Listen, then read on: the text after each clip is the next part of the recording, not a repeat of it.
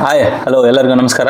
ಇವತ್ತು ನಾನು ಹೊಸ ವಿಷಯದ ಬಗ್ಗೆ ಮಾತಾಡ್ತಾ ಇದ್ದೀನಿ. ಹೊಸ ವಿಷಯ ಏನು ಅಂದರೆ, ನಮಗೆ ಈಗ ಜ್ಞಾನ ಅಂದರೆ ಏನು, ನಮಗೆ ಈಗ ಸಿಗ್ತಿರೋ ಜ್ಞಾನ ಯಾವ ಥರದ್ದು ಅನ್ನೋದ್ರದ್ದು ಡಿಫ್ರೆನ್ಸ್ ತಿಳ್ಕೊಳ್ಳೋಣ ಅಂತೇಳಿ ನಾನು ಒಂದು ಚಿಕ್ಕ ವಿಡಿಯೋ ಮಾಡ್ತಾ ಇದ್ದೀನಿ. ದಯವಿಟ್ಟು ಕೊನೆಯವರೆಗೆ ನೋಡಿ.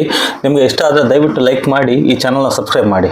ಸೊ ವಿಷಯ ಏನಂದರೆ, ಜ್ಞಾನನ ನಾವು ಯಾವ ಥರ ಪಡ್ಕೊತಾ ಇದ್ದೀವಿ ಅನ್ನೋದು.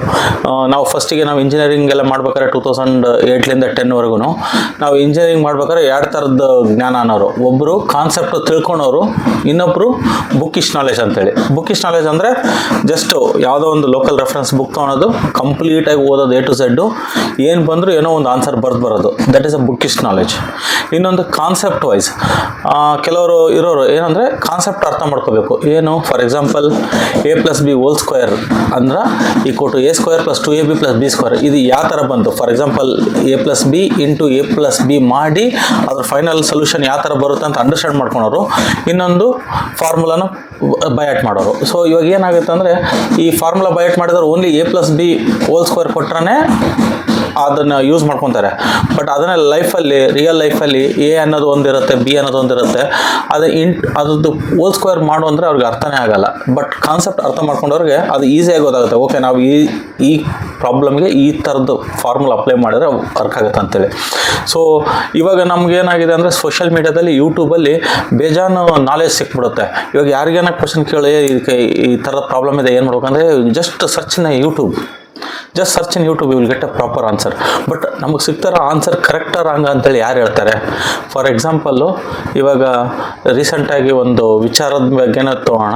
ಇವಾಗ ನಮಗೆ ಫಾರ್ ಎಕ್ಸಾಂಪಲ್ ರಾಮಕೃಷ್ಣನ ಡಿಫ್ರೆನ್ಸ್ ಏನು ಅಂತೇಳಿ ಗೊತ್ತಾಗಬೇಕು. ಇವಾಗ ನಾವೇನು ಮಾಡ್ತೀವಿ, ಇವಾಗ ಇನ್ನೊಬ್ಬರನ್ನ ಯಾಕೆ ಕೇಳೋದು, ಯೂಟ್ಯೂಬ್ ಇದೆ, ಸೋಷಿಯಲ್ ಮೀಡಿಯಾ ಇದೆ, ಬಾ ಹುಡ್ಕೋಣ ಅಂತೇಳಿ ಹುಡುಕ್ತಾರೆ. ಬಟ್ ಸೋಷಿಯಲ್ ಮೀಡಿಯಾದಲ್ಲಿ ಯಾವ ಥರದ ಆನ್ಸರ್ ಸಿಗುತ್ತೆ, ಯಾವ ಥರದ ಇನ್ಫ್ಲುಯೆನ್ಸರ್ ಇರ್ತಾರೆ, ನಿಮ್ಮನ್ನು ಯಾವ ಥರ ಮಿಸ್ಲೀಡ್ ಮಾಡ್ತಾರೆ ಅಂತೇಳಿ ಜಸ್ಟ್ ಒಂದು ಎಕ್ಸಾಂಪಲ್ ತೊಗೊಂಡು ನೋಡಿ. ಸೊ ನಮ್ಮ ನೆಕ್ಸ್ಟ್ ಕಂಟಿನ್ಯೂ ಮಾಡೋಣ. So first example, what is the difference between Rama and Krishna ಅಂತ ಫಸ್ಟ್ ಸರ್ಚ್ ಮಾಡಿದ್ರೆ ಒಳ್ಳೆ ನಾಲೆಜ್ ಇರೋ ಪರ್ಸನ್ ಯಾವ ಥರ ಆನ್ಸರ್ ಕೊಡ್ತಾರೆ ಅಂತೇಳಿ ಫಸ್ಟ್ ಈ ವಿಡಿಯೋ ನೋಡಿ. आप श्री राम जी एवं श्री कृष्ण का दार्शनिक अंतर स्पष्ट कर सकते हैं? कोई अंतर नहीं। फिल्म तो आप देखते हैं, एक अभिनय करता विविध फिल्मों में विविध स्वांग करता है, अभिनय करता है, पहचानने वाला कभी संशय नहीं रखता क्या? देखो, वो एक बहुत बड़े जो निगेटिव रोल करते हैं उनको क्या कहते हैं? विलन। अब वो हर फिल्म में नकारात्मक रोल करते हैं और कई में सकारात्मक किया, तो वो सकारात्मक करे या नकारात्मक करे, पहचानने वाला क्या कहता है? लेके चला। हाँ, तो प्रभु कभी रुद्र रूप में, कभी सौम्य रूप में, कभी श्रृंगार मूर्ति में, कभी भयानक रूप में। वही वाराह, वही नृसिंह, वही मत्स्य, वही कूर्म, वही राम, वही कृष्ण। अभिनय है ये प्रभु का। अवतार लेकर अपने भक्तों के लिए सुख देने के तत्व में किंचन मात्र भी अंतर नहीं। ಸೊ ನೋಡಿದ್ರಲ್ಲ. ಸೊ ಪೂರ್ಣ ಜ್ಞಾನ ಇರುವಂಥ ವ್ಯಕ್ತಿಗೆ ಏನಾರ ನಾವು ಹೋಗಿ ರಾಮಕೃಷ್ಣನ ಡಿಫ್ರೆನ್ಸ್ ಏನಂತ ಕೇಳಿದ್ರೆ, ಅವ್ರು ಸಿಂಪಲಾಗಿ ಒಂದೇ ಮಾತು ಹೇಳಿದ್ರು, there is nothing difference between Rama and Krishna. They are playing their own roles. ಅಂದರೆ ಅವರವರ ಕಾಲಕ್ಕೆ ತಕ್ಕನಾಗಿ ಅವರವರ ಪಾತ್ರಕ್ಕೆ ಅನುಗುಣವಾಗಿ ನಮಗೆ ಯಾವ ಥರ ಬದುಕಬೇಕು, ಯಾವ ಥರ ಜೀವನ ಮಾಡಬೇಕು, ಇನ್ನೊಬ್ಬರ ಜೊತೆ ಯಾವ ಥರ ಇರಬೇಕು ಅಂತೇಳಿ ತೋರಿಸೋದ್ರು. ಸೊ ಆ ಥರದ್ದು ಅಂಡರ್ಸ್ಟ್ಯಾಂಡಿಂಗ್ ಬರಬೇಕು ಅಂದರೆ ನಮಗೆ ಜ್ಞಾನ ಇರಬೇಕು, ಎಕ್ಸ್ಪೀರಿಯನ್ಸ್ ಇರಬೇಕು, ನಾವು ಅದ್ರ ಬಗ್ಗೆ ಅಷ್ಟೊಂದು ಅರ್ಥಪೂರ್ಣವಾಗಿ ಓದಬೇಕು. ಅದೇ ಥರ ಇನ್ನೊಬ್ಬರು ಬೇರೆಯವ್ರು ಹೇಳಿದ್ರೆ ಹೆಂಗಿರುತ್ತೆ ಅಂತ ನೋಡಿ. कि श्री राम और श्री कृष्ण में अंतर क्या है, ये बहुत ही सुंदर रूप से बताया गया है कि श्री राम सिखाते हैं मर्यादा में रहते कैसे हैं। श्री राम सिखाते हैं मर्यादा में रहते कैसे हैं और श्री कृष्ण सिखाते हैं मर्यादा में रखते कैसे। Complete bookish knowledge, complete influencer. Social media influencer ಯಾವ ಥರ ಇರಬೇಕು ಅಂದರೆ, ಇವ್ರ ಥರ ನೋಡಿ ಹೇಳ್ಬೇಕು. ಏನೋ ಒಂದು ಹೇಳ್ಬಿಡೋದು, ಹಿಂದಗಡೆ ದಗ ದಗ ದಗ ದಗ ದಗ ದಗ ಅಂತೇಳಿ ಒಂದು ಮ್ಯೂಸಿಕ್ ಹೇಳ್ಬಿಡೋದು. ಇದೇ ಸೇಮ್ ಕ್ವಶನ್ ಇನ್ನೊಂದು ಕಡೆ ಕೇಳಿದ್ರೆ ಅವ್ರಿಗೆ ಇದೇ ಥರ ಸೇಮ್ ಆನ್ಸರ್ ಹೇಳ್ತಾರೆ. ಬೇಕಾದ್ರೆ ನೋಡಿ ಇಲ್ಲಿ. तो आपको जहाँ जिस चीज़ की ज़रूरत लगे, अवतार भी इसी प्रकार से बनाए गए थे।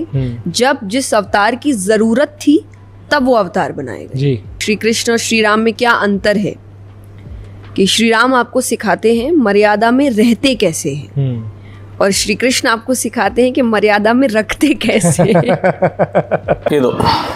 ಸೊ ನಾವು ಏನಾರ ನಾಲೆಜ್ ಬೇಕು ಅಂದರೆ ಕರೆಕ್ಟ್ ರಿಸೋರ್ಸ್ ಹತ್ರ ಹೋಗಬೇಕು. ಯೂಟ್ಯೂಬ್, ಓಕೆ, ಯೂಟ್ಯೂಬಲ್ಲಿ ನಾಲೆಜ್ ಇದೆ, ಬಟ್ ಅವ್ರು ಹೇಳೋದು ಕರೆಕ್ಟೇ ಇಲ್ಲ ಅಂತ ನಾವು ಗ್ಯಾರಂಟಿ ಕೊಡೋರು ಯಾರು? ಇವ್ರನ್ನ ನಾವು ಬೇಕಾದ್ರೆ ಒಂದು 10 ಇಂಟರ್ವ್ಯೂ ಕರ್ಕೊಂಡೋಗಿ, 10 ಇಂಟರ್ವ್ಯೂ ಅಂದರೆ ಪೇಡ್ ಇಂಟರ್ವ್ಯೂಸೇ, ಅವ್ರಿಗೆ ಹೇಳಿರ್ತಾರೆ ಫಸ್ಟಿಗೆ ನೀನು ಈ ಥರ ಕ್ವಶನ್ ಕೇಳಬೇಕು ಅಂತೇಳಿ ನಾ ಅದಕ್ಕಿದೆ ಆನ್ಸರ್ ಹೇಳೋದು. ಇದನ್ನು ರಿಪೀಟ್, ಇವ್ರ ಜೀವನನೇ ಇಷ್ಟು ಇವರು. ಇದ್ರ ನಡುವೆ ಇನ್ನೊಂದು ಚೆನ್ನಾಗಿ ಸಿಕ್ತು. ಈಗ ರೀಸೆಂಟಾಗಿ ಇಂಡಿಯಾ ಗಾಟ್ ಟ್ಯಾಲೆಂಟ್ ಅಂತಲ್ಲಿ ಅಲ್ಲಿ ಒಬ್ಬನು ಬಂದು ಕಾಂಟ್ರವರ್ಸಿ ಮಾಡ್ಕೊಂಡಿದ್ದ. ಏನು ಅಂದರೆ, ನಿನಗೆ 2 ಕೋಟಿ ರೂಪಾಯಿ ಕೊಡ್ತೀನಿ, ನಿಮ್ಮ ಅಪ್ಪ ಅಮ್ಮ ಸೆಕ್ಸ್ ಮಾಡ್ಬೇಕಾದ್ರೆ ಹೋಗಿ ನಡುವರ್ಕ ಹೋಗಿ ಮಲ್ಕೊ ಅಂತೇಳಿ. ಆ ಥರದವನು ಇದು ರಾಮಕೃಷ್ಣನ ಬಗ್ಗೆ ಹೇಳ್ತಾನೆ. ಸೊ ಅವನು ಏನು ಹೇಳ್ತಾನೆ ಅಂತ ಕೇಳೋಣ ಬನ್ನಿ. राम जी और कृष्ण भगवान के बीच एक थोड़ा सा मेंटालिटी बेस्ड अंतर होता है कि कृष्ण भगवान योगी थे, बट ये अक्सर राम जी के बारे में नहीं कहा जाता है, या राम जी को मर्यादा पुरुषोत्तम कहा जाता है कि एज अ ह्यूमन बीइंग उनके आइडियल्स बहुत अच्छे थे. क्या राम जी की लाइफ में योगा नहीं थी? बहुत ही सुंदर प्रश्न, बहुत ही ज्यादा. उसका कारण थोड़ा सा अलग है, बट दैट सेड उनमें सबसे बड़ा फर्क क्या है पता है?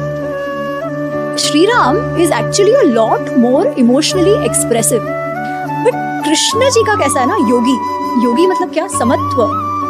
प्रत्येक परिस्थिति में he is very balanced in his expressions. ಅಪ್ಪ ಅಮ್ಮ ಸೆಕ್ಸ್ ಮಾಡ್ಬೇಕಾರೆ ನಡ್ಬರ್ಕ್ ಹೋಗಿ ಮಕ್ಕೋ ಅಂತ ಬೇಡ, ಕೆಟ್ಟ ಮಾತು ಬರ್ತಾವೆ ನಮಗೆ. ಇಂಥವ್ರು ಸಹಿತ ಹೇಳ್ತಾರೆ ರಾಮ ಕೃಷ್ಣನ ನಡುವೆ ಏನು ಅಂತರ ಇತ್ತು, ಅವ್ನು ಹಿಂಗಿದ್ದ ಹಿಂಗಿದ್ದ ಅಂತೇಳಿ. ಇಂಥವ್ರ ಹತ್ರ ಹೋಗಿ ನಮ್ಮ ಮಕ್ಳು ಏನಾದ್ರು ಕೃಷ್ಣನ ಬಗ್ಗೆ ರಾಮನ ಬಗ್ಗೆ ತಿಳ್ಕೊಂಬಿಟ್ರು ಅಂದರೆ ಉದ್ಧಾರ. ಮುಂದಿನ ಮಾತು ನಾವು ಹೇಳೋದು ಬೇಡ, ಯಾಕಂದರೆ ಇಂಥವ್ರ ಮುಖ ನೋಡಿದ್ರೆ ನಮ್ಗೆ ಅಲ್ಕಟ್ಟು ಮಾತು ಬರ್ತಾವೆ. ಅದಕ್ಕೆ ಜ್ಞಾನ ಅನ್ನೋದು ಎಲ್ಲಿ ತೊಗೋಬೇಕು, ಎಂತೆಲ್ಲಿ ತೊಗೋಬೇಕು ಅಂತಲ್ಲಿ ಹೋಗಿ ತೊಗೊಂಡ್ರೆ ಮಾತ್ರ ಸಿಗುತ್ತೆ. ಇವಾಗ ಫಾರ್ ಎಕ್ಸಾಂಪಲ್ ನಿನಗೆ ಕೃಷ್ಣನ ಬಗ್ಗೆ ತಿಳ್ಕೊಬೇಕಾ, ಹೋಗಿ ಇಸ್ಕಾನಲ್ಲಿ ಫ್ರೀಯಾಗಿ ಕ್ಲಾಸಸ್ ಹೇಳ್ಕೊಡ್ತಾರೆ, ಅಲ್ಲಿ ಹೋಗಿ ಕಲಿಬೇಕು. ಬರೀ ಇವ್ರು ಹೆಂಗೆ ಅಂದರೆ ಜಸ್ಟ್ ಒಂದು ಏನಾರು ಒಂದು ಹೇಳ್ಬಿಡೋದು, ಹಿಂದುಗಡೆ ಸ್ವಲ್ಪ ನೈಸಾಗಿರೋ ಒಂದು ಮ್ಯೂಸಿಕ್ ಹಾಕ್ಬಿಡೋದು, ಕುಂಕು ಕುಂಕು ಅಂಥೇಳಿ ಆ ಥರ ಹಾಕೋದು. ಏನು ಹೇಳ್ತಾರೋ ಅದ್ರೊಳಗೆ ಇರೋ ಅರ್ಥನೇ ಇವ್ರಿಗೂ ಗೊತ್ತಿರಲ್ಲ. ರಾಮ ಎಷ್ಟು ಚಂದ ಇರ್ತಾನೆ, ಕೃಷ್ಣ ಎಷ್ಟು ಚಂದ ಇರ್ತಾನೆ, ಅವ್ರ ಮುಖ ತೊಗೊಂಡು ನಮ್ಗೆ ಏನಾಗಬೇಕಾಗ್ಯದ ಶಿವ? ನಮಗೆ ಬೇಕಾಗಿರೋದು ನಮ್ಮ ಧರ್ಮದ ರಕ್ಷಣೆ ಹೇಗೆ ಮಾಡಿದ್ರು, ಅವರು ಯಾವ ಥರ ಧರ್ಮ ರಕ್ಷಕರಾಗಿದ್ದರು, ಯಾವ ಥರ ಅಣ್ಣ ತಮ್ಮರ ಕಲಹದಲ್ಲಿ ಯಾವ ಥರ ಯುದ್ಧ ಮಾಡಿ ನಿನ್ನ ರಾಜ ತಗೋ ಅಂತ ಹೇಳಿದ ಕೃಷ್ಣ, ಯಾವ ಥರ ತನ್ನ ಹೆಂಡತಿ ವನವಾಸಕ್ಕೆ ಹೋದರೆ ರಾವಣನ ಹುಡ್ಕೋದಕ್ಕೆ ಹೋಗೋದಾಗ ರಾಮ ಯಾವ ಥರದ ಕಷ್ಟಪಟ್ಟ, ನಡ್ಬರ್ಕ ಆಂಜನೇಯ ಬಂದು ಎಷ್ಟು ಸಹಾಯ ಮಾಡಿದ. ಇದು ಯಾರಿಗೂ ಬೇಕಾಗಿಲ್ಲ. ದಟ್ಸ್ ನಾಟ್, ಅದು ನಾಲೆಜ್ ಅಲ್ಲ. ಶ್ರೀಕೃಷ್ಣ ಹೆಂಗಿದ್ದ, ಕುಂಕು, ರಾಮ ಹೆಂಗಿದ್ದ, ಕುಂಕು, ಇಷ್ಟೇ ಜೀವನ. ಇದನ್ನೇ ಹೇಳ್ಕೊಂತ ಸಾಯತನ ಬದುಕ್ಬೇಕನ್ನೋರು ಇವರು. ನಮ್ಮಂಥ ಹುಚ್ಚನ ಮಕ್ಕಳು ಇದ್ದಾರೆ. ಯಾವನೋ ಒಬ್ಬನು ಏನೋ ಒಂದು ವಿಡಿಯೋ ಮಾಡಿಬಿಡ್ತಾನೆ ದೇವ್ರ ಬಗ್ಗೆ, ಆ ದೇವ್ರು ಆ ಥರ ಕ್ವಶನ್ ಬರುತ್ತೆ ಹೊರತು ನಾವು ಆ ದೇವ್ರು ಯಾವ ಥರ ಅಂತೇಳಿ ನಾವು ಯಾವತ್ತೂ ಕ್ವಶನ್ ಹಾಕ್ಕೊಂಡಿಲ್ಲ. ನಮ್ಮ ಪಾಡಿ ನಾವು ದೇವ್ರನ್ನ ಹುಡುಕ ಸಾಹಸನೇ ಮಾಡಿಲ್ಲ. ಸೊ ಅದಕ್ಕೆ ಹೇಳೋದು, knowledge have A so much value, ಆದರೆ ಅದು ಎಲ್ಲಿಂದ ಸಿಗುತ್ತೆ ಅನ್ನೋದ್ರ ಮೇಲೆ ಇಂಪಾರ್ಟೆಂಟ್ ಆಗುತ್ತೆ. ರಾತ್ರಿ ಎಣ್ಣೆ ಕುಡ್ದನು ಸಹಿತ ವಿದ್ಯೆ ಹೇಳ್ಕೊಡ್ತಾನೆ. ಬೆಳಿಗ್ಗೆ ಎದ್ದು 4 ಗಂಟೆಗೆ ಎದ್ದು ಸ್ನಾನ ಮಾಡಿ ಶುಚಿತ್ವವಾಗಿಯೂ ಯೋಗ ಅಭ್ಯಾಸ ಮಾಡಿಕೊಡೋರು ಇದ್ದಾರೆ. ಸೊ ನಾವು ಎಲ್ಲಿ ಹೋಗಿ ಜ್ಞಾನ ತೊಗೊತೀವಿ ಅನ್ನೋದು ಅಷ್ಟೇ ಮುಖ್ಯ. ಸೊ ದಯವಿಟ್ಟು ಈ ಇನ್ಫಾರ್ಮೇಷನ್ ನಿಮ್ಗೆ ಇಷ್ಟ ಆಗಿದ್ದರೆ ದಯವಿಟ್ಟು ನಮ್ಮ ಚಾನಲ್ ಸಬ್ಸ್ಕ್ರೈಬ್ ಮಾಡಿ. Thank you.